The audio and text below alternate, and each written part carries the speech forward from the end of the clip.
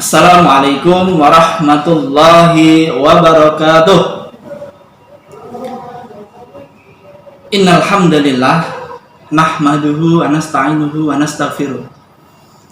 Wa na'udzu billahi min syururi anfusina wa min sayyiati a'malina. May yahdihillahu fala mudilla lahu wa may yudlil fala hadiyalah. Nashhadu an la ilaha illallah wa nashhadu anna Muhammadan abduhu wa rasuluh la nabiyya wa la rasula ba'da. Alhamdulillah, untuk kultum kali ini mungkin kita sudah pernah menyampaikan, mungkin kita sudah pernah mengamalkan, yaitu tentang hakikat sedekah. Tahukah bahwa setiap persendian tubuh kita diwajibkan bersedekah setiap harinya? Bahwa dalam hadis Muslim, Nabi Muhammad SAW bersabda, sesungguhnya setiap manusia, Bani Adam, diciptakan memiliki 360 persendian. Setiap persendian manusia diwajibkan untuk bersedekah setiap harinya, mulai dari matahari terbit sehingga kita berupaya dan berusaha untuk bersedekah.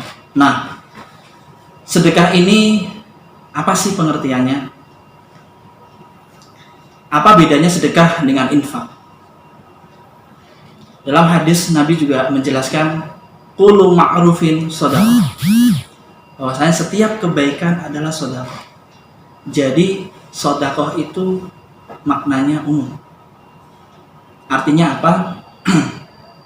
Sedekah itu tidak hanya meliputi materi saja, tetapi sedekah itu boleh materi, boleh non materi.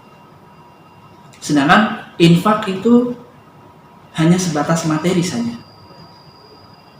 Tapi tidak menutup kemungkinan yang bisa bersedekah tidak hanya orang-orang yang mampu, tapi setiap orang harus bersedekah. Kenapa? Karena di dalam persendian kita ada 360 yang harus disedekahi setiap harinya. Lalu bagaimana jika kita merasakan kesulitan dalam bersedekah, sekalipun hanya dalam melakukan kebaikan-kebaikan pada orang lain?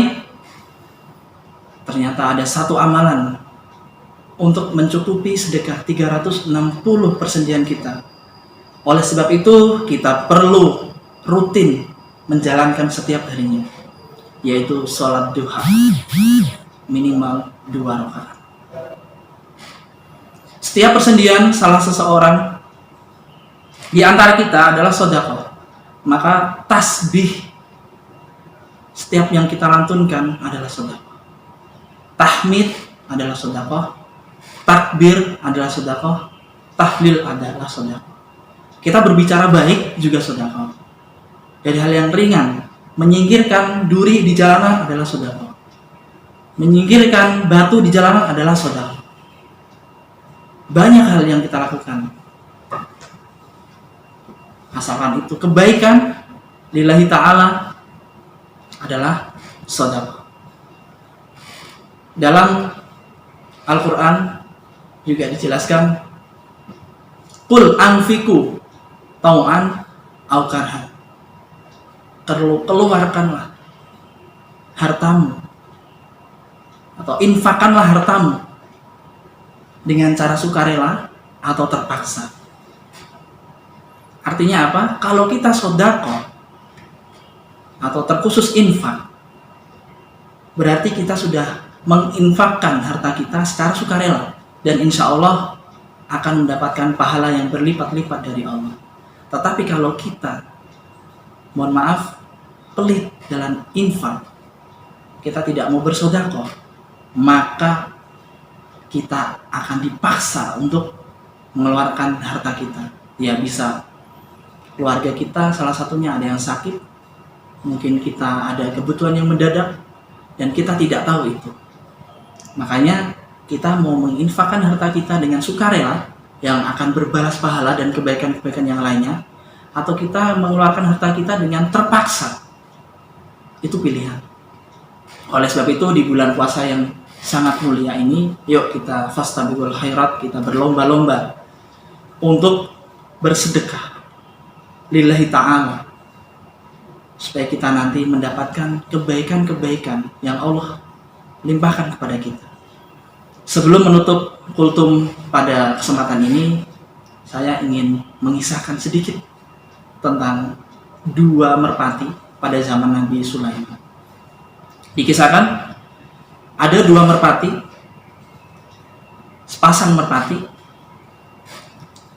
Dia saatnya itu bertelur dan dia mengharapkan keturunannya dari telur itu menetas sehingga bisa beranak pinak.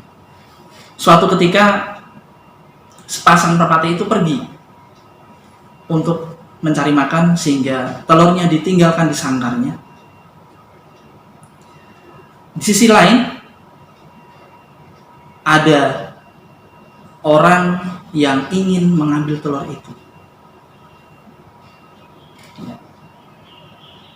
Terus kemudian sepasang merpati itu kembali dan dia kaget. Telur saya kemana? Tapi sepasang merpati itu sabar. Kemudian sepasang merpati itu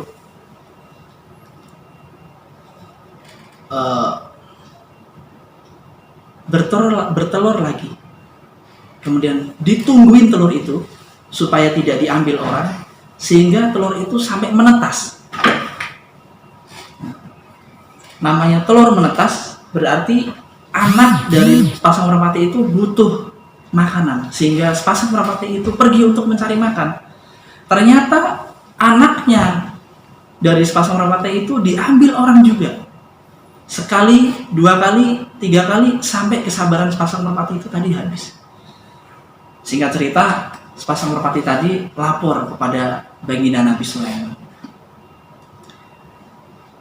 Sepasang merpati tadi terbang menuju istana baginda Nabi Sulaiman dan berkata, "Wahai Nabi, saya sangat sedih. Setiap saya bertelur, sampai saya menungguin telur saya sampai menetas, tapi diambil orang terus.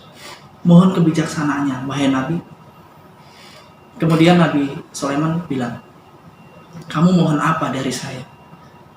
"Saya mohon kebijaksanaannya Nabi Sulaiman.